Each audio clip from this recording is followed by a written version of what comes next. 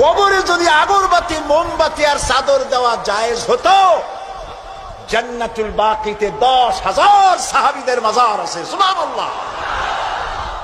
হযরতে ওসমান রাদিয়াল্লাহু তাআলা আনহু শুয়ে আছেন জান্নাতুল বাকিতে। হযরতে আয়েশা আমাদের মা রাদিয়াল্লাহু তাআলা আনহা শুয়ে আছেন জান্নাতুল বাকিতে, উন্মুক্ত আকাশের নিচে।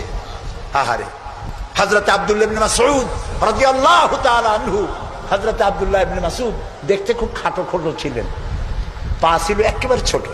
একদিন হাদিসে এসছে, একদিন তিনি খেজুর গাছে উঠতেছিলেন, নিচে সাহাবীরা দাঁড়ানো, এরপরে তার পাও দেখে ওনারা হাসতেছিলেন, এত ছোট পা, হাসতেছিলেন। রাসূলুল্লাহ বললেন, সাহাবীরা আব্দুল্লাহর পা দেখে হাসতেছো? কিয়ামতের দিন আব্দুল্লাহর পা যদি এক পাল্লা রাখা হয় আর ওহদ পাহাড়টা যদি আর এক পাল্লা রাখা হয়, ওহদ পাহাড় তার পায়ের সমান হবে না।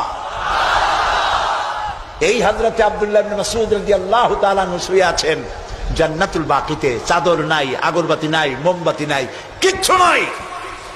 রাসূলুল্লাহ বলেছেন, জান্নাতুল বাকিতে, বাকি থেকে কিয়ামতের দিন 70,000 আহলে বাকি চাঁদের মতো চেহারা নিয়ে বিনা হিসাবে আল্লাহর জান্নাতে চলে যাবে। ওইখানে চাদর নাই।